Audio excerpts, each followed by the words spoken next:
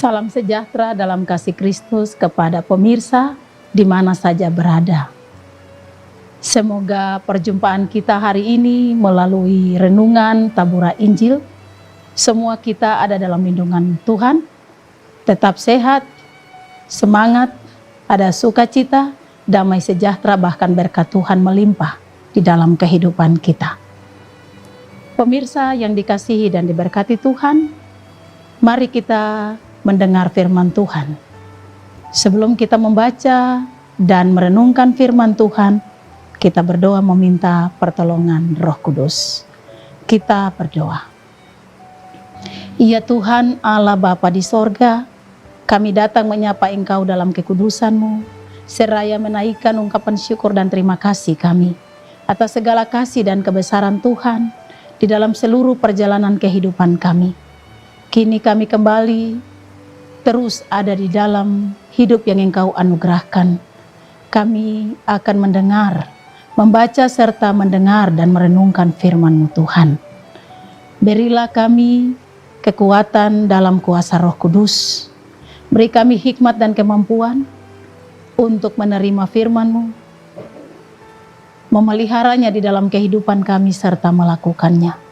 Sehingga kami terus bertumbuh-tumbuh di dalam Tuhan, mengenal betul akan Engkau Tuhan, Allah kami, dan biarlah kami terus menjadi alat di tangan Tuhan untuk memberitakan Injil-Mu. Bersabdalah kepada kami ya Tuhan Yesus Kristus, kami telah siap untuk mendengar firman-Mu. Di dalam nama Yesus kami berdoa. Amin. Pemirsa yang dikasihi dan diberkati Tuhan, kita akan membaca di dalam Kitab Nabi Yunus, Kitab Yunus pasal pertama ayat 1 hingga ayat yang ke-7. Demikian firman Tuhan. Yunus mengingkari panggilan Tuhan. Datanglah firman Tuhan kepada Yunus bin Amitai. Demikian, bangunlah, pergilah ke Niniwe, kota yang besar itu. Berserulah terhadap mereka, karena kejahatannya telah sampai kepadaku. Tetapi Yunus bersiap untuk melarikan diri ke Tarsis, jauh dari hadapan Tuhan. Ia pergi ke Yafo dan mendapat di sana sebuah kapal yang akan berangkat ke Tarsis. Ia membayar biaya perjalanannya lalu naik kapal itu untuk berlayar bersama-sama dengan mereka ke Tarsis, jauh dari hadapan Tuhan. Tetapi Tuhan menurunkan angin ribut ke laut, lalu terjadilah badai besar, sehingga kapal itu hampir-hampir terpukul hancur. Awak kapal menjadi takut, masing-masing berteriak kepada Allahnya, dan mereka membuang ke dalam laut segala muatan kapal itu untuk meringankannya. Tetapi Yunus telah turun ke dalam ruang kapal yang paling bawah dan berbaring di situ, lalu tertidur dengan nyenyak. Datanglah nakoda mendapatkannya sambil berkata, "Bagaimana mungkin engkau tidur begitu nyenyak? Bangunlah, berserulah kepada Allahmu. Barangkali Allahmu itu akan mengindahkan kita, sehingga kita tidak binasa." Lalu berkatalah mereka satu sama lain, "Mari kita buang undi, supaya kita mengetahui karena siapa kita ditimpa oleh malapetaka ini." Mereka membuang undi dan Yunuslah yang kena undi. Demikian bagian pembacaan firman Tuhan bagi kita di hari ini. Bapak Ibu Saudara yang dikasihi dan diberkati Tuhan, hari ini kita mendengar renungan dengan tema tanggung jawab memberitakan Injil. Memberitakan Injil adalah tugas setiap warga gereja. Karena itu, warga gereja, kita sebagai warga gereja, kita bertanggung jawab untuk melakukan pekerjaan pemberitaan Injil. Bacaan kita hari ini memuat kisah tentang panggilan Tuhan kepada Yunus untuk menyampaikan firman Tuhan, suara Allah kepada umat di Niniwe. Namun dengan berbagai cara Yunus lari mengingkari panggilan Tuhan itu. Rupanya Yunus lupa atau Yunus tidak mengerti bahwa tidak ada satupun manusia yang dapat menolak jika Tuhan telah menghendakinya. Sehingga sekalipun Yunus akan menghindar dari panggilan Tuhan dan lari meninggalkan rencana Tuhan atas dirinya bagi umat Tuhan di Niniwe, tetapi Tuhan punya cara untuk mengembalikan dia kepada kehendaknya.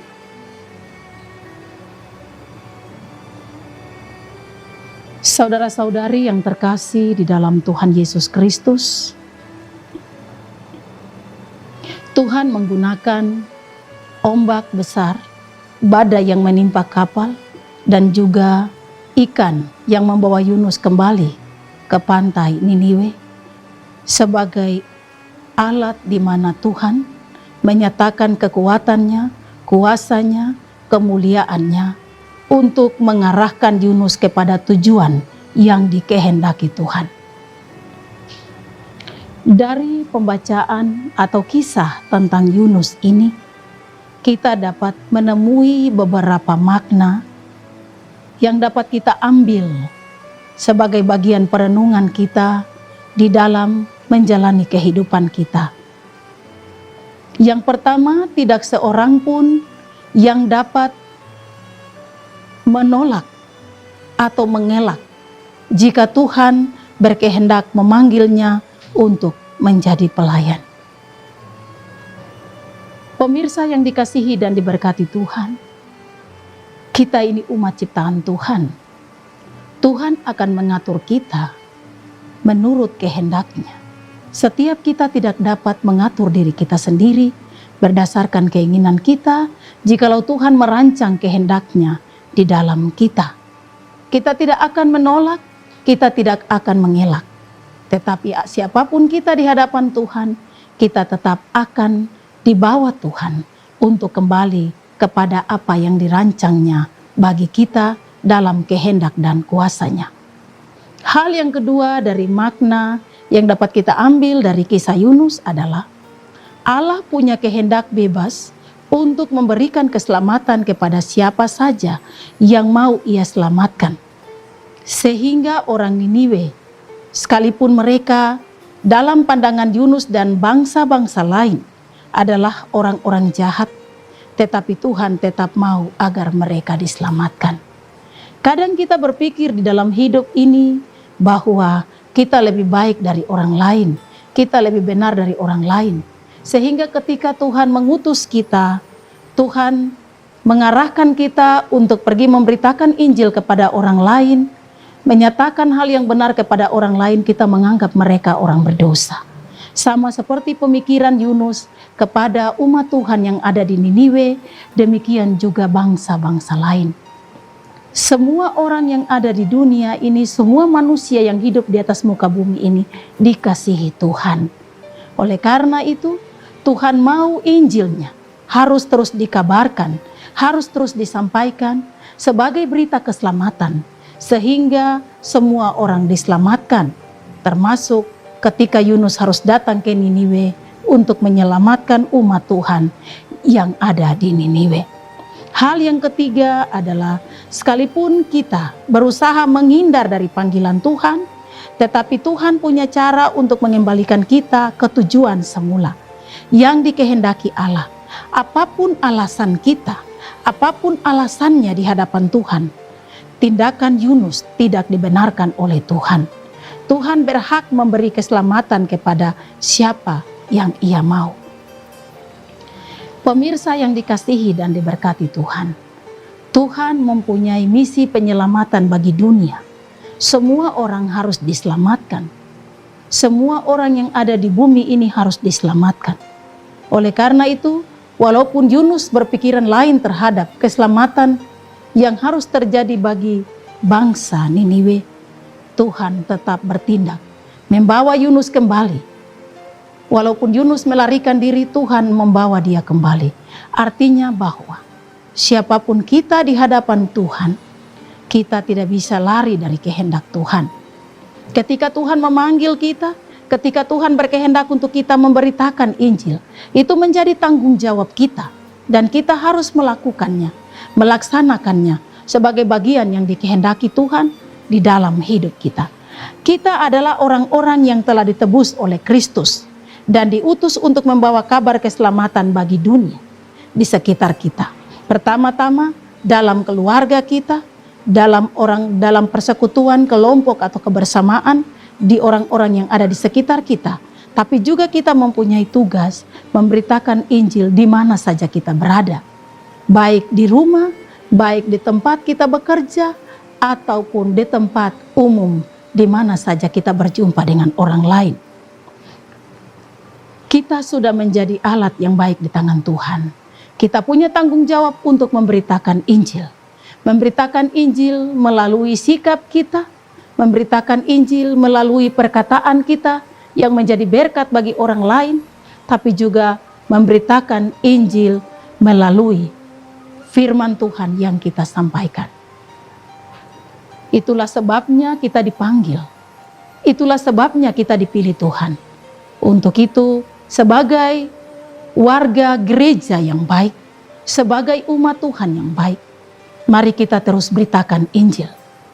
Karena Injil, tugas pemberitaan Injil adalah tanggung jawab kita semua. Kita percaya kepada Kristus yang datang menyelamatkan dunia. Kita percaya kepada keselamatan yang Allah berikan bagi dunia.